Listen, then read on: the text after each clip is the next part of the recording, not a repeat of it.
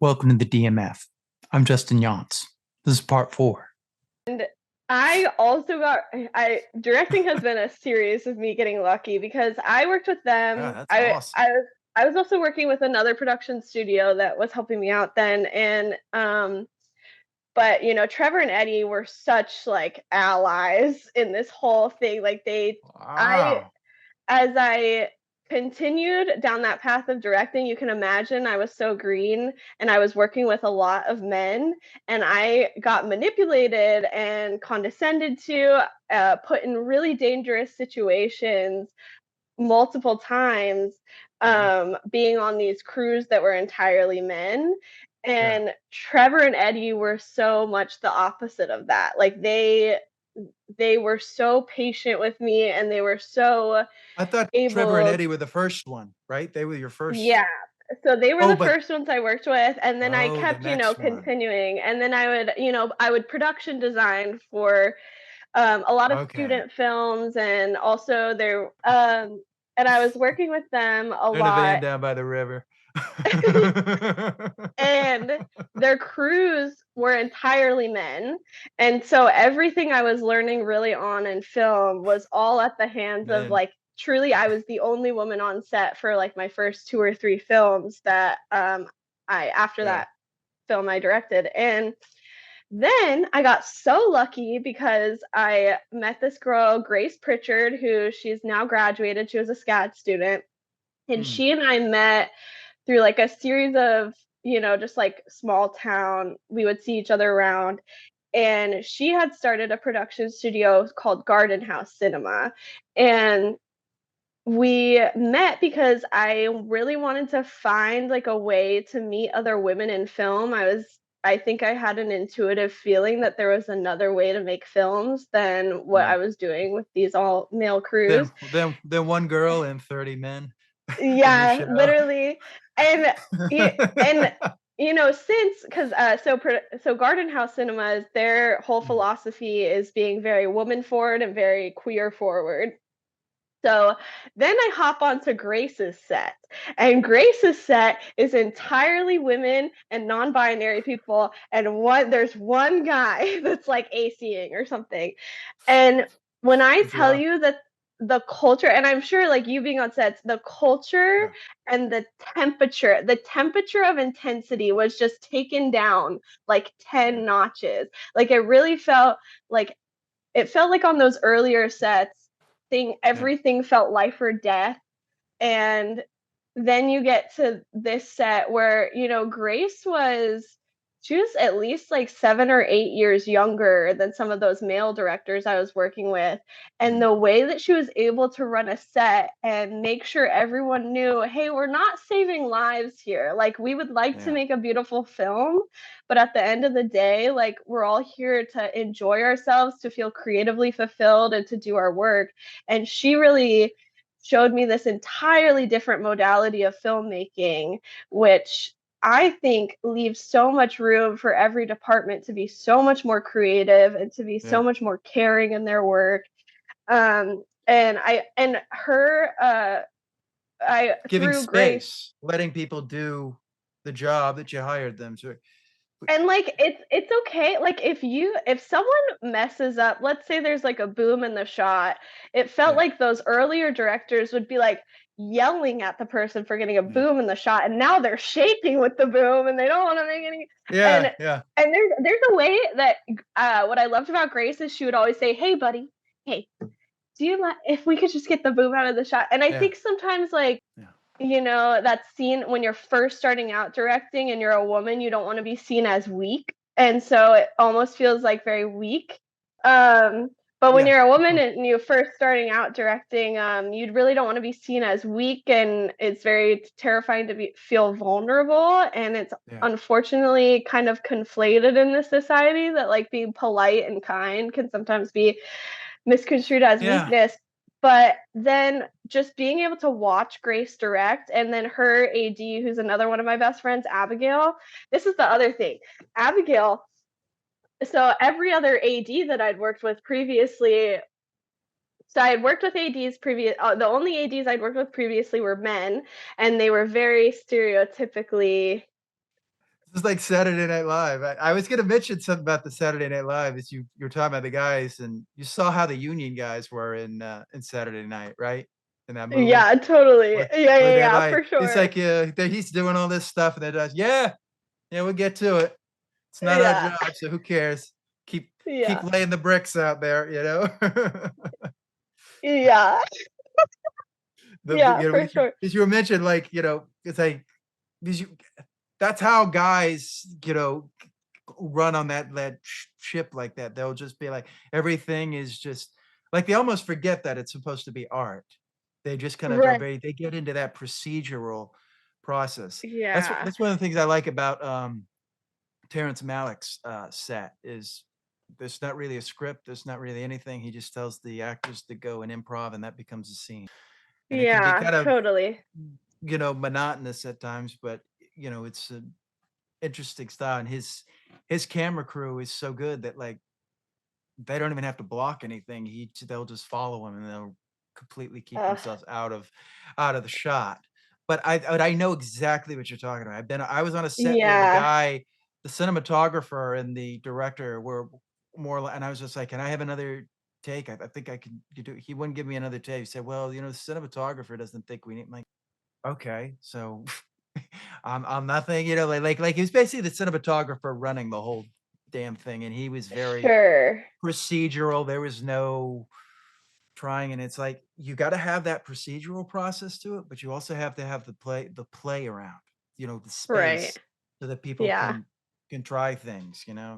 It's Well, and not. I think Yeah, what a lot of directors don't realize is, and why I started talking about Abigail was, yeah, yeah, so Grace is this amazing director, but her AD is one of our best friends, Abigail, and you have this like image of what an AD is supposed to be like they're kind of pitted out like to be like the most dudes on set, they're yelling at everyone about the time and they're rushing everyone. yeah, And Abigail has this way of ADing. I've never seen anyone else be able to do it where she can just like yeah, I've worked with her in different capacities as an AD, and she can almost like get you to do what needs to be done just with like eye contact or with like a specific look.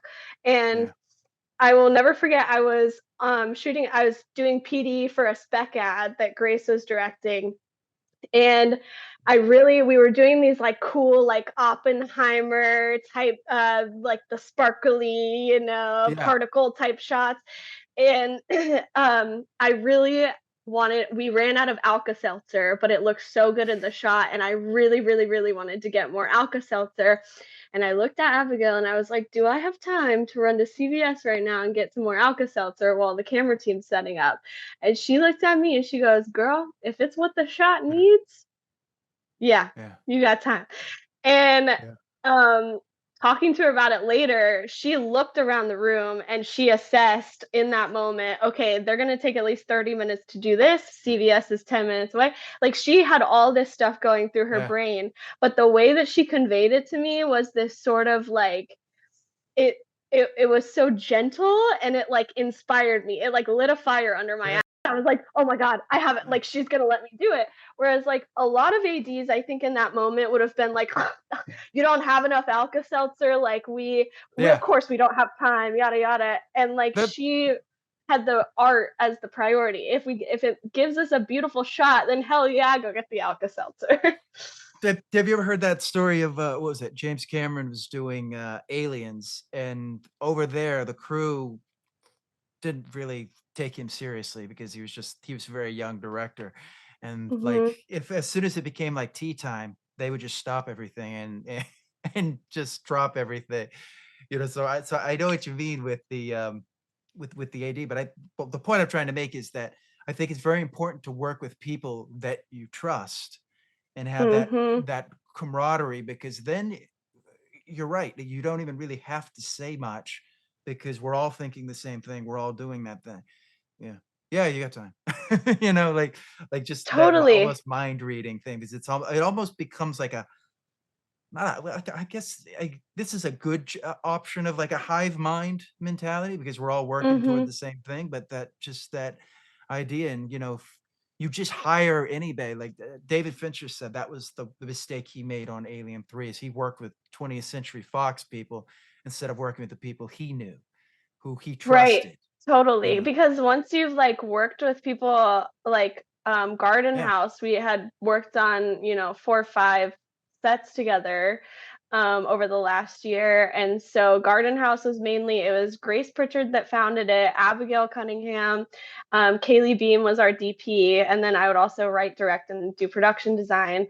And the 4 of us, by like our 5th set together, like truly we could just exchange a look with each other and we knew what needed to happen. And oftentimes we didn't even have to ask each other. Like, I remember I was directing my spec ad, and it was my first like solo directing project, and everyone's unloading the gear from the car and everything.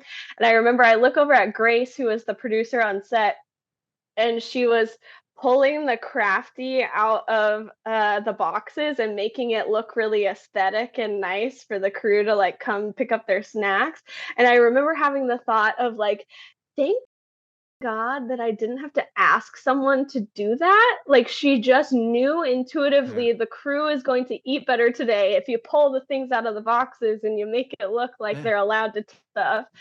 And that's such a small, like, she did so many other larger things helping me produce that, but I think it was, in that moment I felt so like loved and cared for by her, because she was making sure that these tiny little things didn't fall through the cracks. And that's so important to have crew around you that's looking out for, okay, what's going to fall through the cracks right now. Yeah, because I've been on set where, they've had somebody and it's just like, what exactly do you do? Whereas, Right. you've got somebody there who just is like, this will look better this way. This will look better. And that's why I think it's so important Right. for everybody to kind of share in the vision of Right. what you're doing, so that, we can get it, as opposed to what I think happens in a lot of sets is, you just got people that are just there to, punch a clock. And it's like, filming is just not one of those things where you just punch a clock. We get it when we get it, we don't know, Mhm. there's everything's working against us, the sunlight, time, but so that's, I love though that she did that. She saw that and she was like, this will work better this way.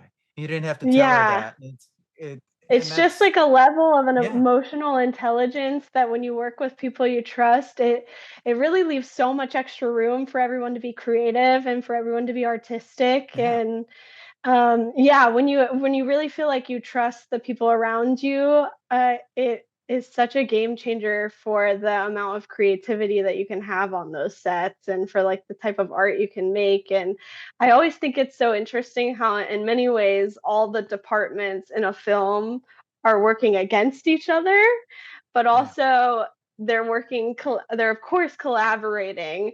But there's so many times where like it would be so much better if we could have the sound mixer over here, but if we yeah, have the sound mixer over here, then we can't shoot this way. And it yeah, really does feel like you're walking this kind of tightrope with each other.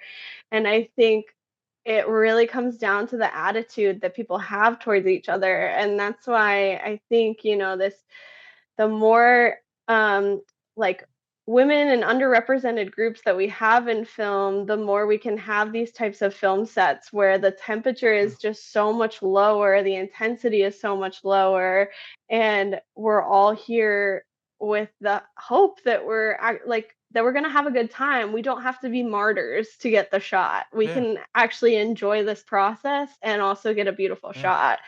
And so I feel so lucky that I met that group of women at the time that I did, because I do think I was yeah, going down a path of directing that ultimately I would have had to unlearn a lot of those things and those qualities that I was taking on, because I thought it would make me look stronger to a room full of yeah, men. And I think watching Grace, especially, I remember the first time I watched her direct because so vividly, because of how kind she was to her entire crew while still she's very attention to detailed, and she always gets the shot that she wants, but she does it in a way that's so kind and compassionate to everyone. And I think having that example set for me, it completely shifted my perspective on what directing could even be, you know? Yeah. Yeah. Please like, share, and subscribe. Thank you for watching.